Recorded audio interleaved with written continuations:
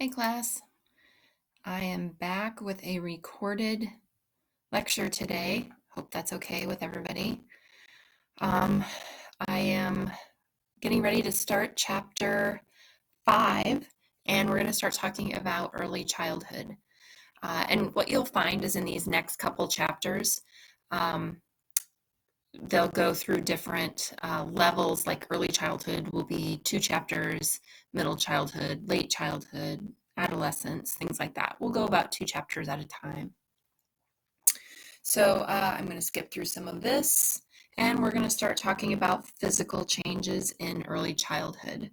So when we talk about body growth, starting at about age 3 to 5, because that's what we're talking about in early childhood.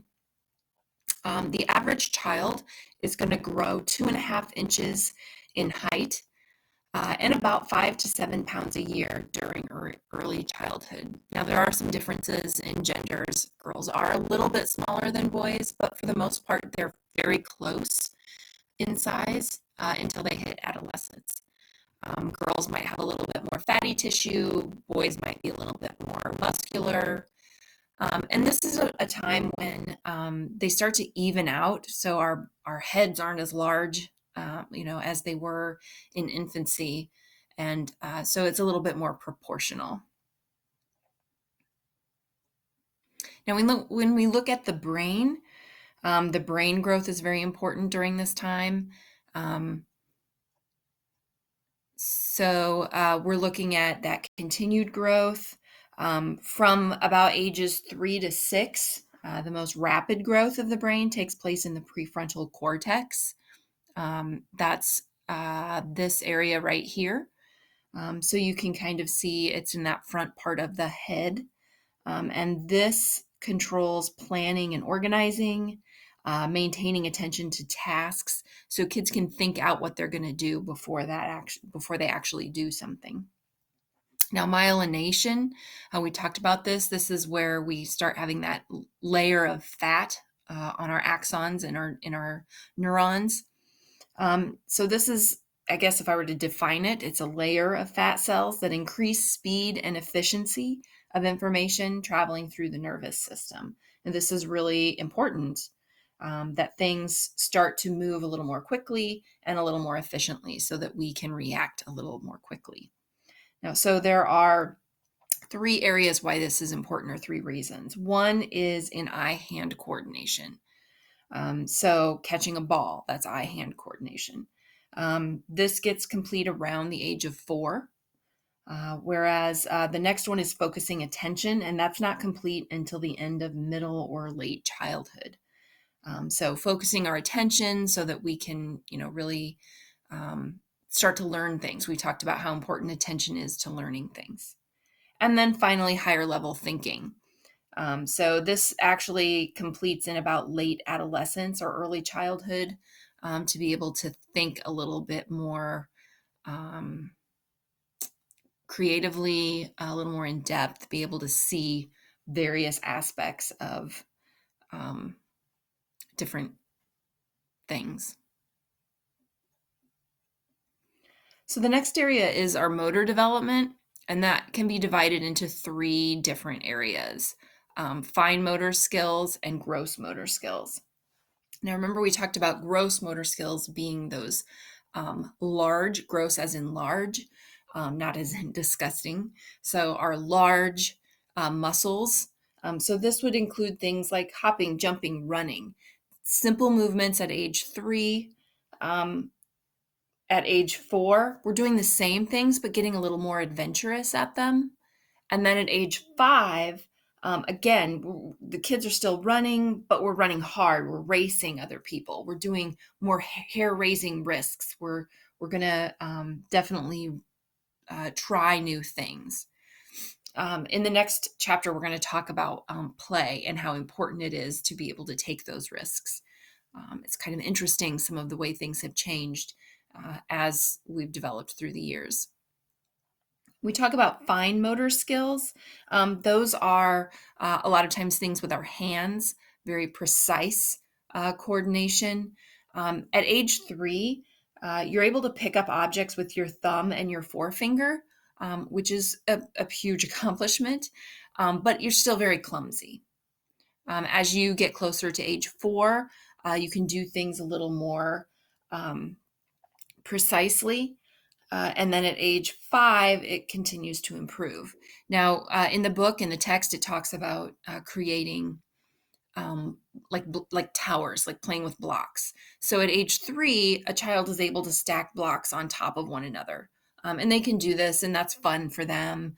At age 4, believe it or not, it actually gets a little more difficult because they want the blocks to be lined up, and that makes it more difficult to get a very particular and precise um, tower that they've made. Well, when you get to about age 5, no, you're not really interested in building towers anymore. Now at age 5, you want to build things, houses or cars or things like that. So age 5 might be when you're more likely to get into like, I don't know, like Duplo blocks where you can actually build things. You know, those are the Legos for small children.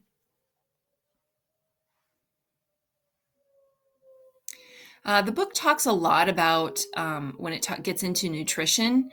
It talks about overweight young children. It really talks about how this is when it's important to make sure that children are getting the right nutrients and the right type of nutrition.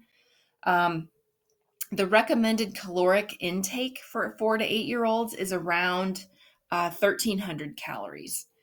Um, they talk about in the text how if you go to a restaurant, say you go to McDonald's and you get a Happy Meal, which is targeted towards young children, those meals often far exceed what one meal should be, which would be like around 400 and I think it said 430 calories. Those far exceed that calorie intake. Now, the book obviously was written a couple years ago.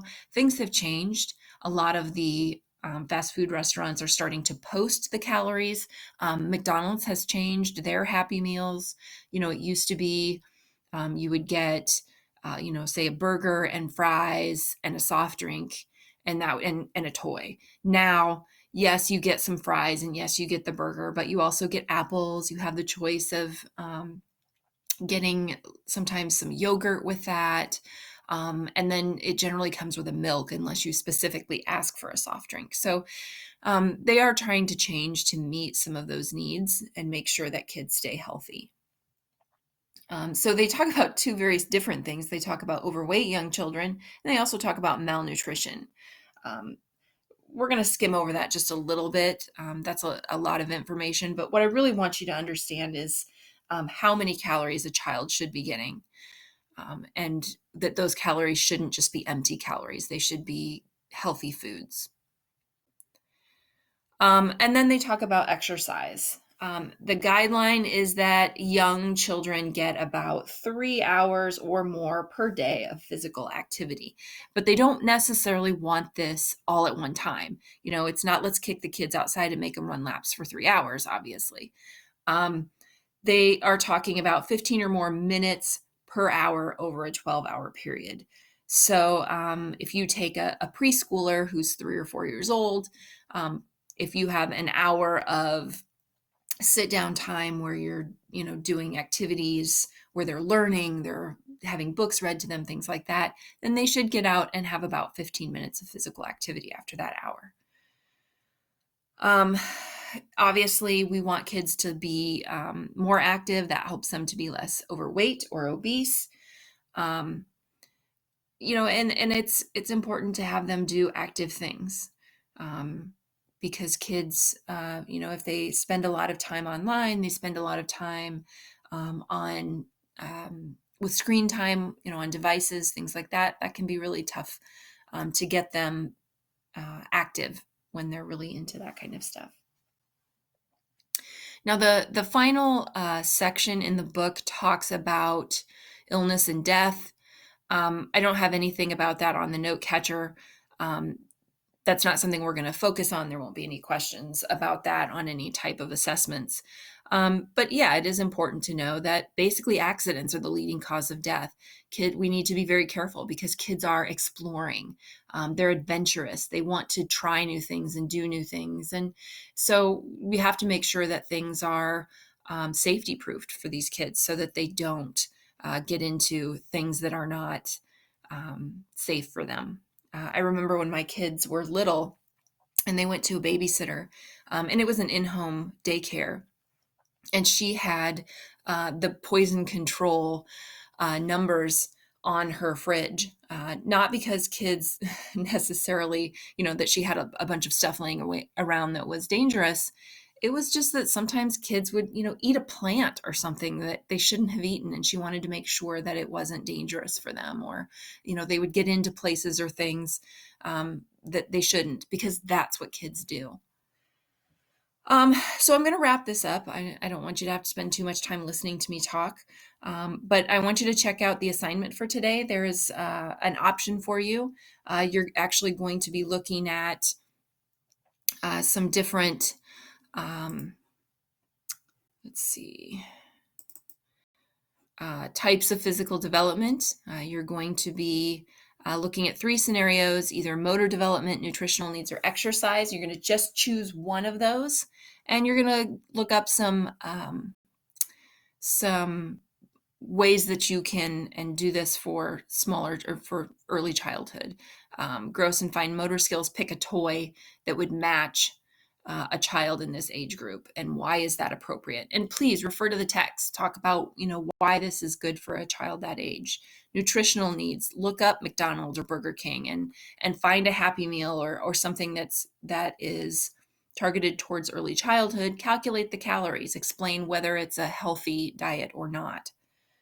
And then exercise. If you imagine you're running a childcare business and you have a child from 6 a.m. to 6 p.m., you have to create a schedule that's going to incorporate the recommended amount of time or physical activity for that child. So choose one of these. Please do not do all 3. Just choose one, and then you're going to submit that on Classroom.